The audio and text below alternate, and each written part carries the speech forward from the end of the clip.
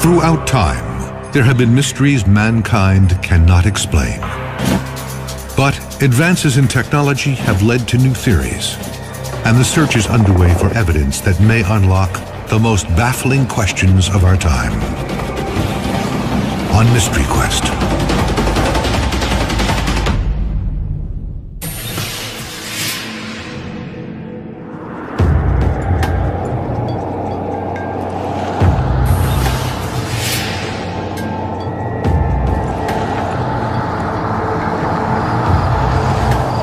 The night sky is calm and clear.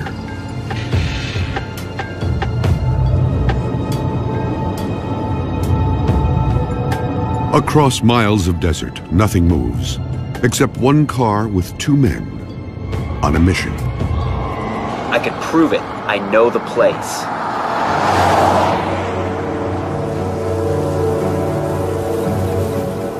One, a physicist, is promising something shocking is about to appear.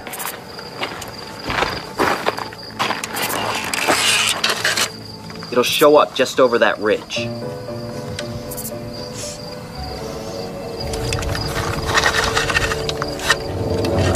Then, right on cue, an object appears from nowhere.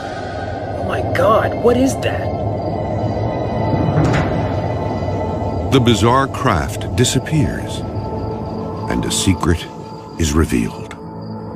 I told you, we're not alone.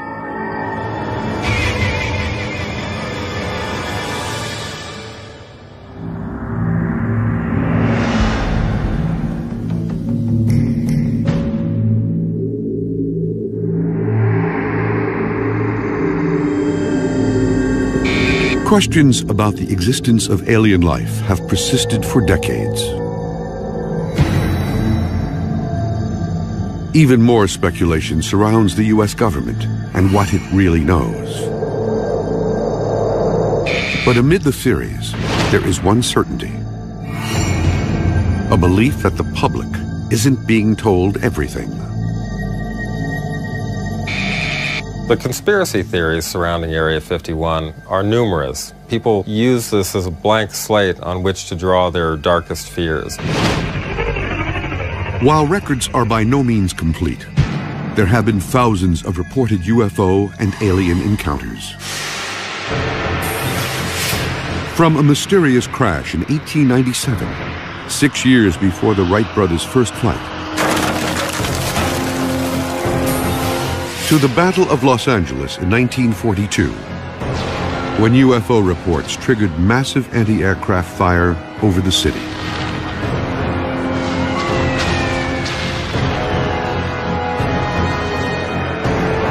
And the most famous UFO crash in U.S. history, Roswell, New Mexico.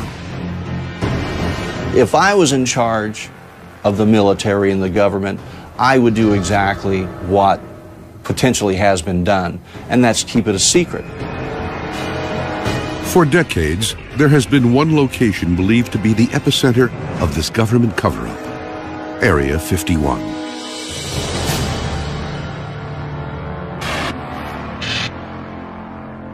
The military base is located in the midst of the Nevada desert, 85 miles north of Las Vegas. The name refers to a grid number found on an old map of the much larger site called the Nevada Test and Training Range. Built in 1955, reports of strange and unusual activity emerged almost immediately. Yet there is no official documentation the location even exists. Up until recently, it's been denied that it even existed, even though people knew about it. So that, to me, that's a mystery. Over the years, a portrait has emerged of this mysterious place. Many believe its primary purpose is a testing ground for the government's clandestine spy plane program. Today, Area 51 is very active. They've built new runways, new hangars. I mean, there's some 24 hangars there, so that's evidence that there's a lot of programs going on. Area 51 was created as a testing base for secret aircraft and secret weapon systems. That's all we know for sure, and that's all that the solid evidence is telling us. But others believe these secret weapon systems are simply a smokescreen to cover the real story. In 1989, details began to emerge of a program that went far beyond spy planes. There's a huge underground base out there, and that's where they work with the aliens, as hard as it is to believe. It's true. I mean, there are aliens all over the place. If you and I walked in on everything that was being done, I'm sure we would be flabbergasted. We probably could not conceive all the different types of testing, or even try to comprehend some of the technology.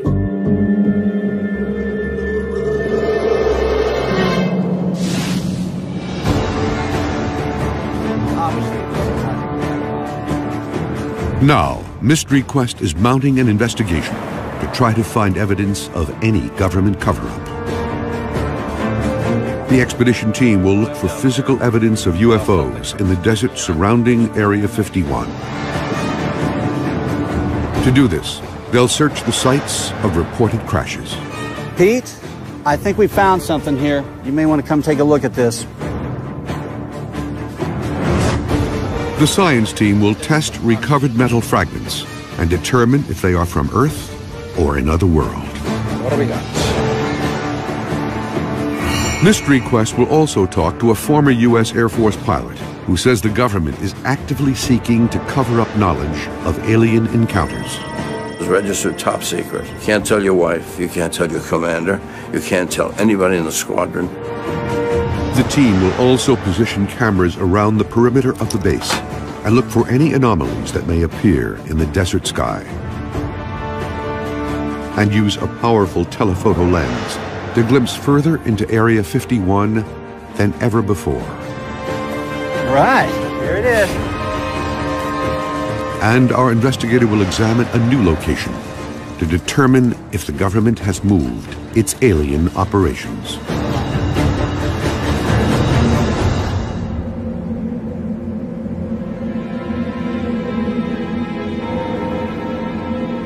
Area 51 operated in secret for decades. A lot of people think that there's UFO activity at Area 51, with good reason. I mean, because of such a secretive nature, and the cat was let out of the bag by Bob Lazar. In 1989, physicist Bob Lazar claimed the government was testing alien spacecraft at Area 51. Bob comes by the house at night, and we're sitting over there, and he says, I saw a disc today. And I said, theirs or ours? And he said, theirs. John Lear, a retired airline pilot, is a close friend of Bob Lazar. Lear says Lazar told him he worked at Area 51, analyzing the propulsion systems of alien spacecraft. These spaceships could travel millions of miles an hour using a strange atomic substance called Element 115, a material which allows the craft to move through space by bending and drawing it around the ship. Space is a fabric. We think of it as a nothing, as just something cold, or only containing one hydrogen atom per square meter, but it's actually a fabric. You can actually pull it. So you can go, if you could go 1,000,000 miles every 12 milliseconds, you can figure out that's pretty darn fast.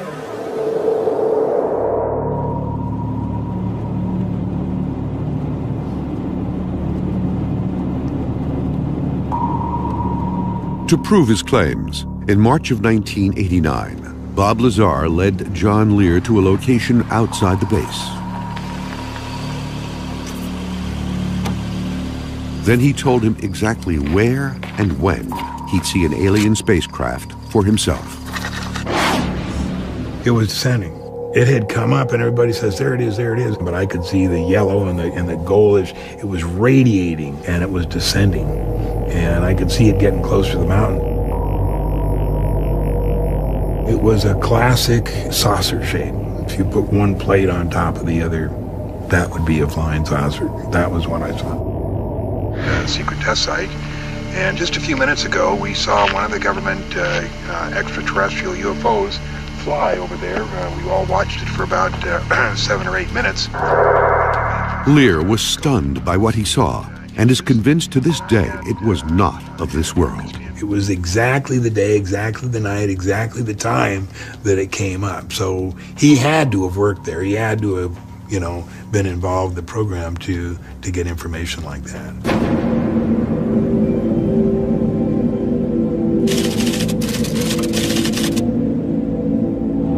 The expedition team is near Area 51 in an attempt to determine if what Lear and Lazar saw was real.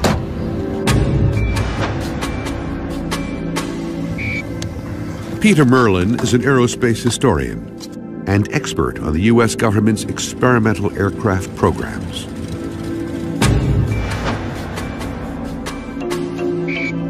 Mark Easter is the International Public Relations Director of MUFON, the Mutual UFO Network. MUFON is the world's largest civilian UFO research organization. Their first task is to set up camera traps that will continuously scan the skies for 48 hours, looking for any signs of activity.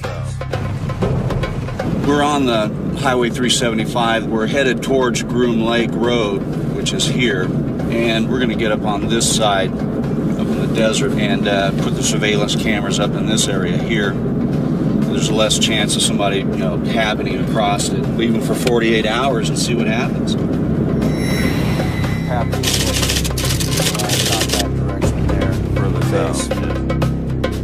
Mystery Quest has obtained 3 specialized cameras to digitally record the skies above Area 51 for 48 hours. The cameras are weatherproof, designed for areas where light levels change drastically. Infrared technology will allow them to capture images during the night.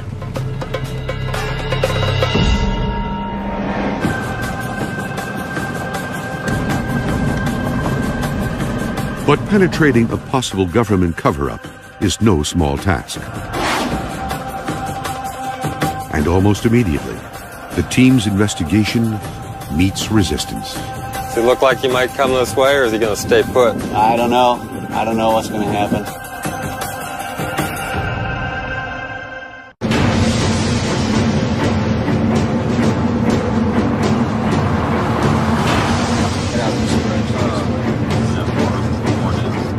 Mystery Quest has traveled to the Nevada desert, hoping to unlock any cover-up about what our government really knows about alien life and UFOs.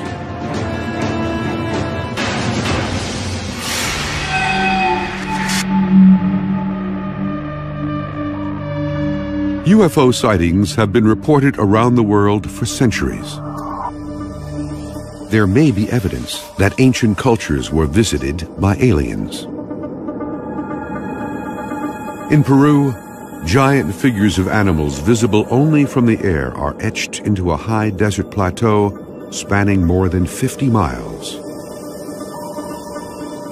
They are called the Nazca Lines, after the people who made them 3,000 years ago. Some believe they were ancient alien runways. The Nazca Lines are aerial guidelines to find a path to the Nazca Plain. These markings, which range from hundreds to several thousand feet long, show direction and regions where they could land and conduct specific operations.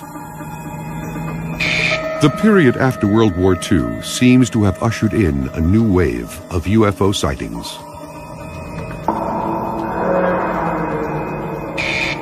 The most famous alien incident in history occurred in 1947 in Roswell, New Mexico. Reports emerged that the military had recovered a crashed flying disc from a ranch near Roswell, and suspicions of an intricate cover-up have been rumored for decades. Parts were recovered, bodies were recovered, so the word went out before the military-industrial complex could get its hands on it and choke it. It is now known that governments around the world have also been keeping meticulous files on UFOs for decades. The United States has yet to fully release its files. But in 2008, the British government opened its files to the public. The reports were astounding. Thousands of unexplained UFO sightings.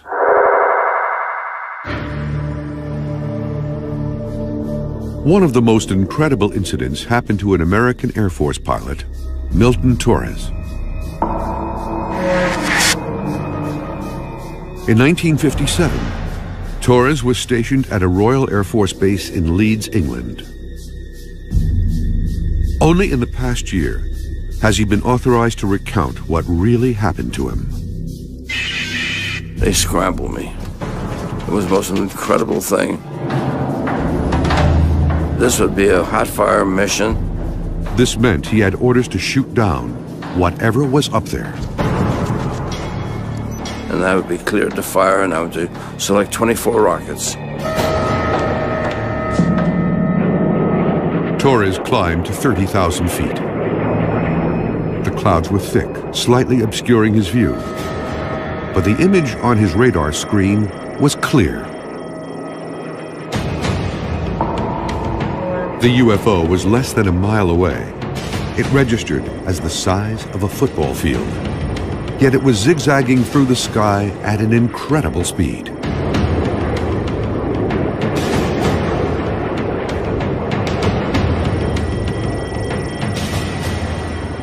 I saw it going up at about Mach 10, 10,000 miles an hour. We didn't have the SR-71, we didn't have the F-22, we didn't have anything that could go anywhere near that speed.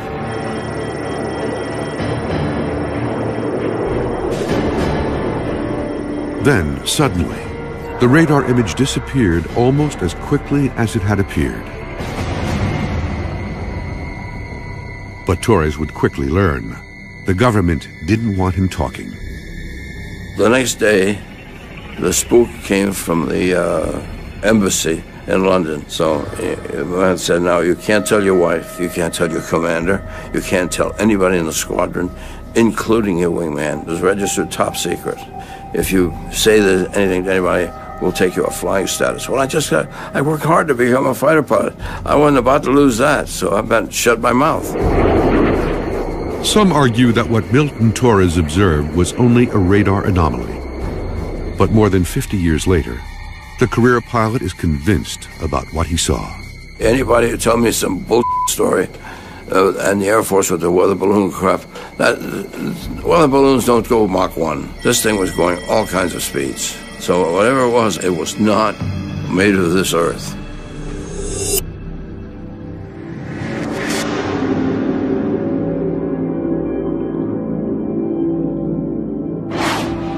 Speculation about an ongoing alien cover-up has raged for decades.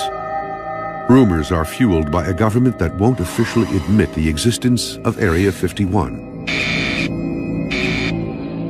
What is known is that Area 51 was originally constructed in 1955 as an aircraft testing site.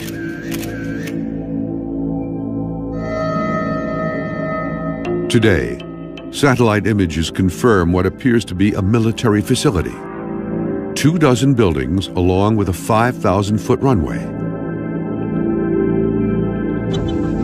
Even the airspace around Area 51 is restricted. Even aerial surveillance is effectively impossible. Planes aren't allowed to fly over. There are reports that astronauts have gotten into trouble for accidentally managing to turn cameras down onto that area. And people living in the small town of Rachel, Nevada, just outside the base, have long reported strange happenings. A local inn owner believes she actually saw something extraterrestrial. It was between 8:30 and 9:30 at night. The beam of light came through the back door, and it shot about 6 feet into the room. It illuminated the entire door jamb. In Area 51, do I know what's going on for sure? No. Do I believe there's all kinds of testing going on, not just aircraft? Yes.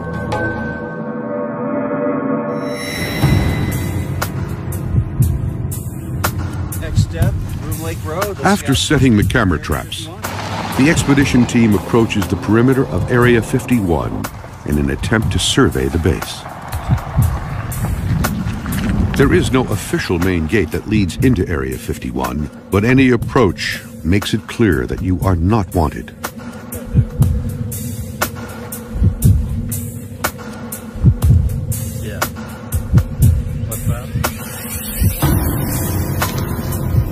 Signs warn against trespassers, while orange posts mark a nearly invisible boundary. And the team is already under observation. They've even got remote cameras up there, so that guy doesn't even really need to be there watching us. He's just there in case we cross the border. I don't know what sort of telephoto they've got. They can probably read our license plate from there. The guards are part of a private security force that monitors the perimeter of Area 51. They're authorized to arrest anyone who crosses.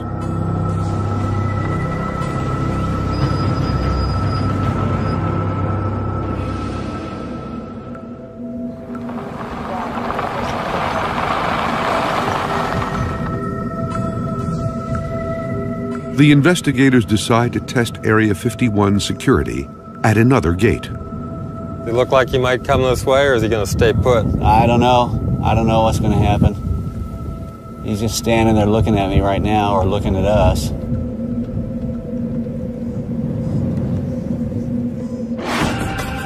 Merlin and Easter realize their investigation into Area 51 is going to require a new strategy. The next attempt could lead to a new discovery or their arrest. I honestly don't have a good feeling about this.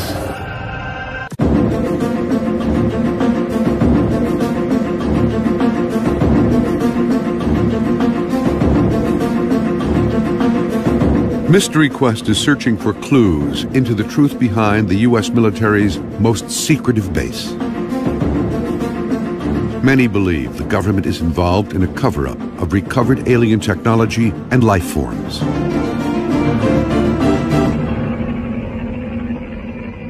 But what has been confirmed is that strange things happen near this desert testing grounds. Without warning and without explanation.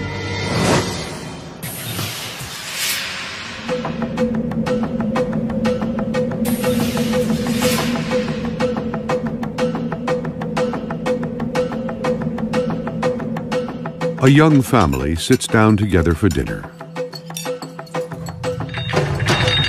Suddenly, the walls begin to shake. Mommy! Oh my God! I think it's an earthquake!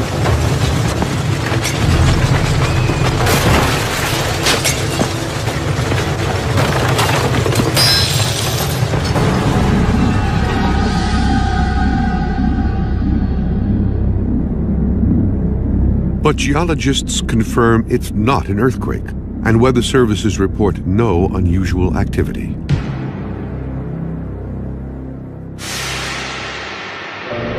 This mysterious wave is called a skyquake, but its origins are completely unknown.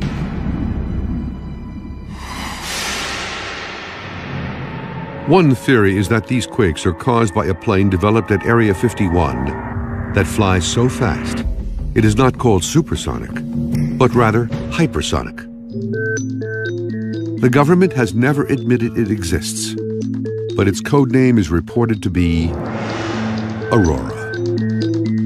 The Aurora is one of the airplanes that has probably brought more people to study Area 51 than anything else. It was rumored to be something that could fly faster than Mach 5. Mach 5 is almost 4,000 miles per hour, twice as fast as any known airplane ever built. The rumors about Aurora were fueled by mysterious condensation trails that appear to be unlike any ever seen. Photographs show bizarre contrails, which consist of circular shapes evenly scattered throughout a line. People who believe in the Aurora project point to these sightings of these kind of mysterious contrails in the sky. They're sometimes described as being like donuts on a rope or pearls on a string. The idea is that the highly innovative propulsion system of the Aurora aircraft would produce this kind of characteristic contrail. The incredible abilities of the Aurora have led to speculation that alien technology must be behind such a powerful airplane. But conclusive proof of the program has yet to publicly surface. So far, in all the years since there were rumors about Aurora, there has never been any hard evidence such a plane actually exists.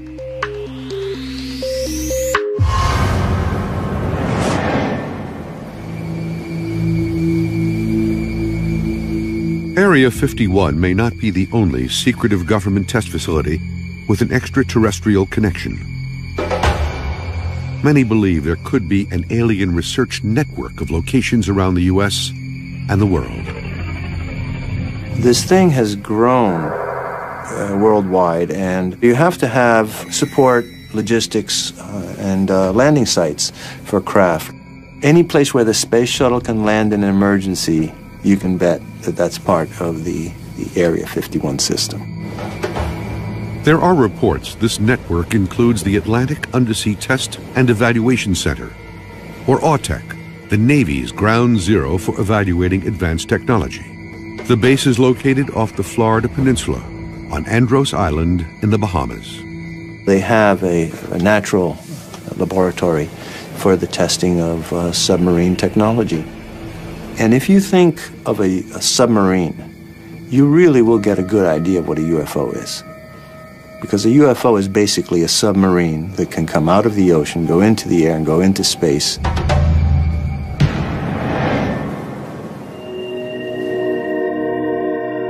One location rumored to be in this network of new secret bases is 800 miles away from Area 51 in Green River, Utah.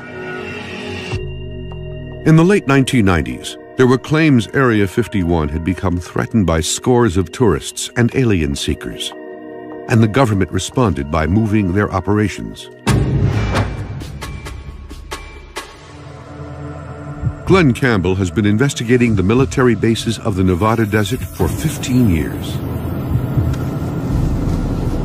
He is examining the rumors that may link the Utah facility to the UFO Research Network.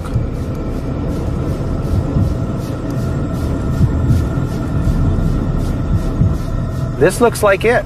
We're coming up on what looks like a gate. This is the main launch complex.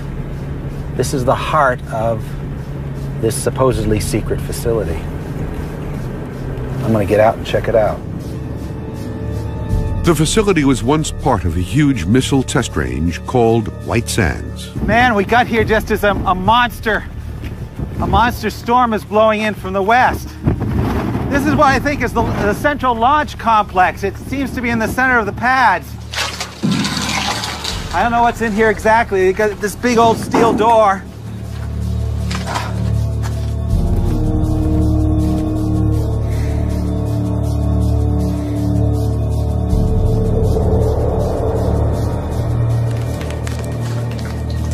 Glenn's search reveals what appears to be an abandoned military facility. Debris and wires cover the ground.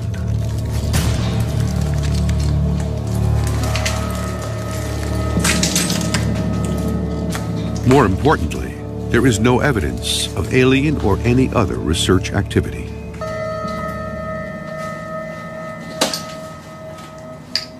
Now, there can always be one of those buildings where there's something secret, but the point is there's no infrastructure, there's no activity, there's no trucks coming and going, there's no people. This is a dead facility.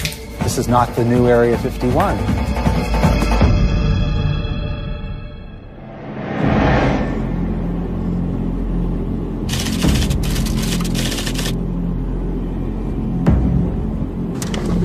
There is a belief that physical evidence may be lying in the desert.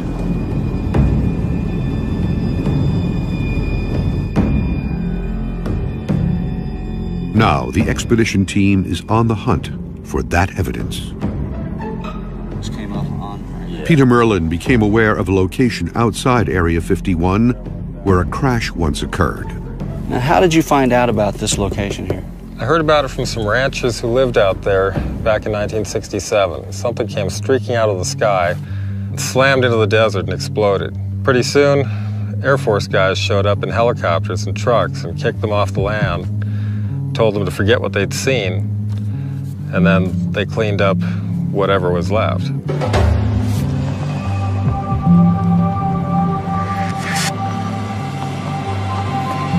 There was one piece they didn't find. Check this out.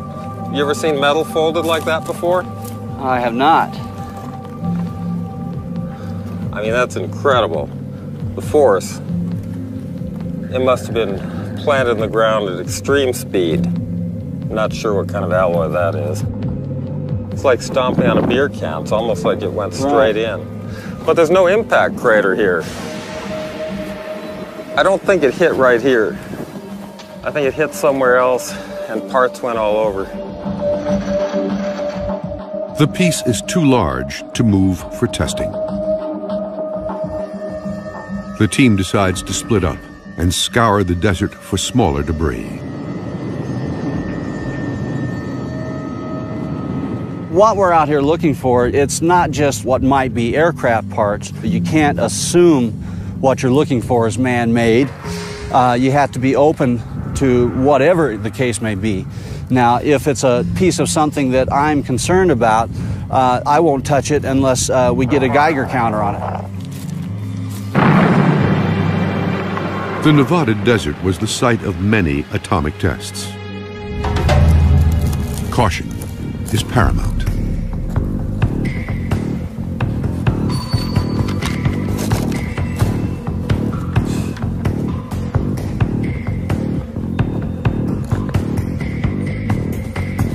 Pete, I think we found something here. You may want to come take a look at this. I guess you bring that Geiger counter with you. Will do. The twisted piece of metal is about 6 inches long, and small circles appear to be bolt or rivet holes. I think we're okay. Looks pretty clean. What do you think? It's very distorted. Looks like it's been subjected to a lot of force. It's clean. Well, this is definitely downwind from that piece that you found. It is. It's right along the flight trajectory. Now you can see it's got some form to this side right here, but jagged on this side. This definitely tore off of something obviously larger. I'm wondering about these holes, if this was from heat, or this is more of an exact hole. These are probably bolt holes, I would imagine. They will send the specimen they've gathered to the science team to try to determine its origins. Well, this is an excellent find right here.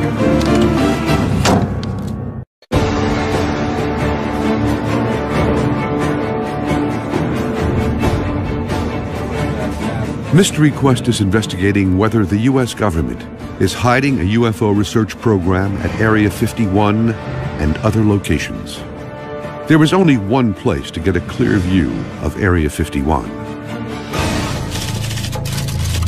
It is called Tikaboo Peak, an 8,000-foot summit 26 miles from the base.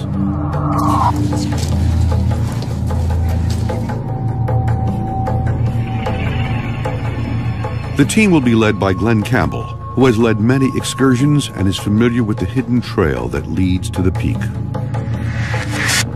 But this trek is different. Oh my God, now wow. That's a big lens. This is the largest telephoto lens ever brought to Tikaboo Peak.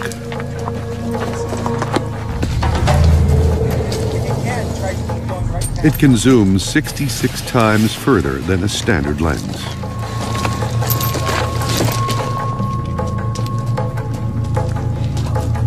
The team makes steady progress as Campbell leads the group to the summit.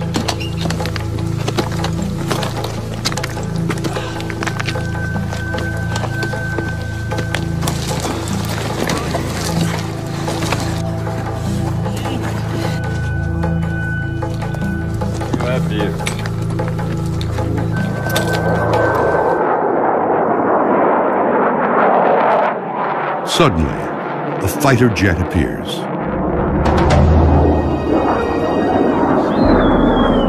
This guy has circled this peak 3 times, and I kind of ask myself, does he know we're here?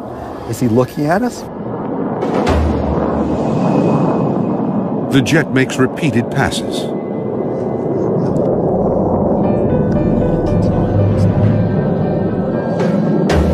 Man, he's coming down really low, right through the valley there. Wow.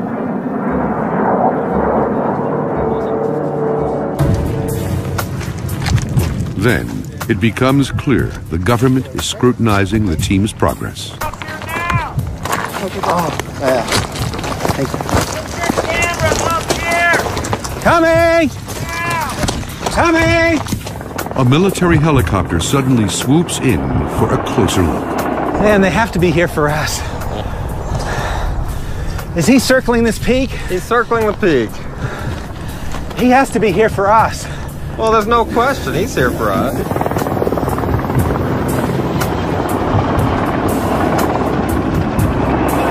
The helicopter is an unmarked Black Hawk-type chopper, often used by special forces. They have never bothered with us here before. My concern is we're not going to be no one's going to interfere with us up there on the peak. We get down below, we may find the sheriff waiting for us, the local law enforcement. There's the helicopter again. And he's directly over Peekaboo Peak. And he's here to watch us. There's no other reason for him to be here. The helicopter circles for 20 minutes, then disappears as suddenly as it arrived. I honestly don't have a good feeling about this.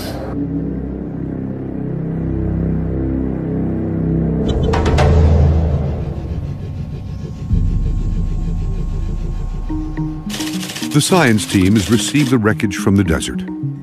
Dr. Jerry Delaney at Rutgers University Lab will oversee the testing using an electron microprobe, a device that can determine almost 100% of the elements that make up any object. Dr. Delaney will test for anything extraterrestrial. There are very distinctive features that are the signature of the trip through the Earth's atmosphere. Anything that comes through the atmosphere, whether it's a stone the size of my thumb or a spaceship, is going to heat up and it can form a crust in some circumstances.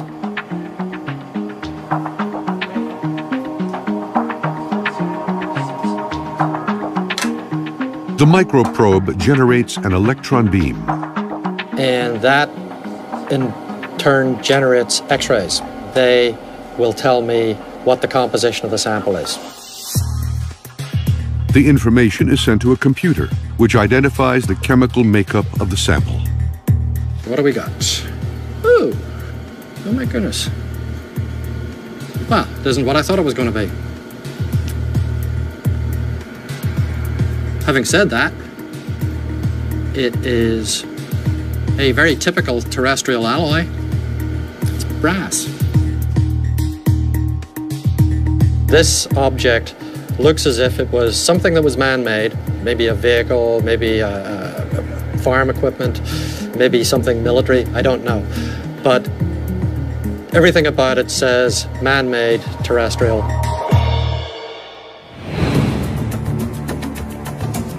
The expedition team continues to investigate. Camera surveillance could provide proof of the conspiracy, as new evidence is discovered at the top of Peekaboo Peak. This looks like new construction. I mean, other times I haven't seen this thing here before.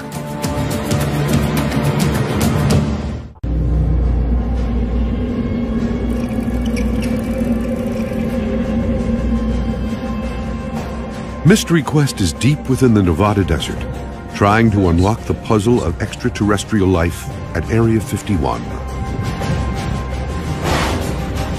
This commercial aviator believes that the government is reverse engineering alien technology at Area 51. This Air Force pilot says he encountered an alien craft at 30,000 feet.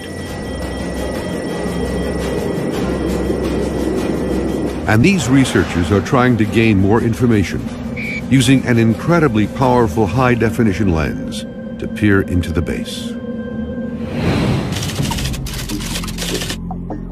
The team has climbed 8,000 feet to capture the closest images ever taken of Area 51.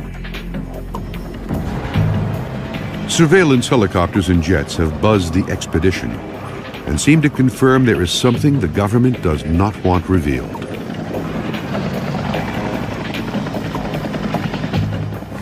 All right, there it is.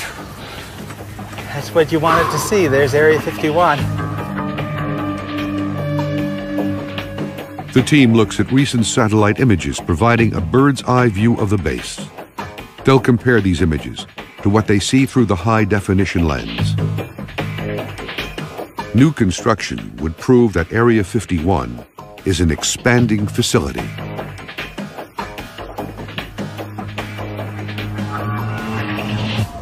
Well, we know what most of these hangars are for. We've determined over the years, okay, this is for the A-12.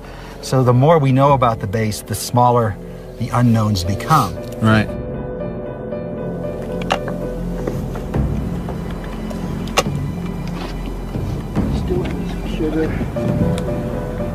What do you see? The team examines the base through the powerful lens. Multiple buildings and runways are clearly visible on the monitor. But no cars or people are observed.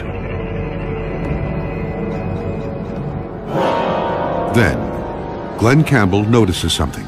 This looks like new construction.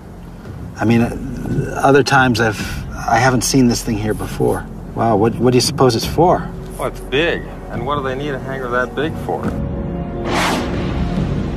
Campbell spots a large hangar, which appears much smaller in the satellite photo.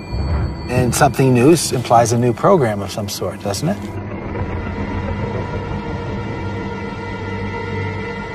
While it is not confirmation that alien research is underway, the new construction is evidence that Area 51 is still operational. Do you have any insight with your background as to what potentially the future of what they're hiding here is? Well, on the aeronautical side of the house, I certainly expect there will be development of high-tech demonstration aircraft, new stealth technologies, and unmanned vehicles. But beyond that, who knows? Anything could be in those hangars.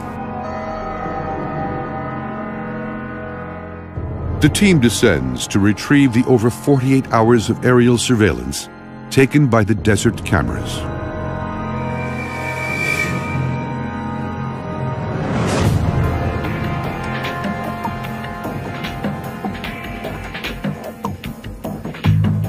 This is actually the turnoff here. The footage reveals two possible sightings. In one scene, an object seems to appear, then quickly vanish in the sky above the ridgeline. In the second, a procession of lights drift near the horizon. But careful examination has revealed these anomalies are not evidence of UFOs. The first was determined to be a sudden cloud formation. In the second video, a series of lights appear on the horizon. However, after examining the evidence, the team concludes these lights are most likely headlights from passing automobiles.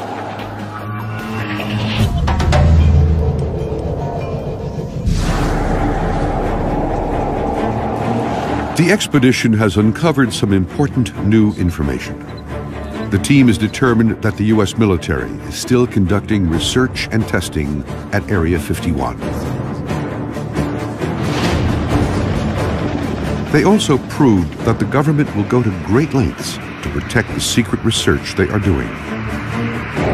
And new evidence has been uncovered of government pressure on a U.S. Air Force pilot to lie about his UFO encounter.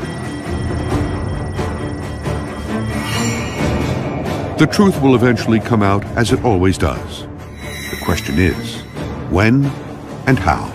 The UFO phenomenon, as far as I'm concerned, and a lot of people, is the largest mystery in history. People need to investigate it, and investigate it scientifically.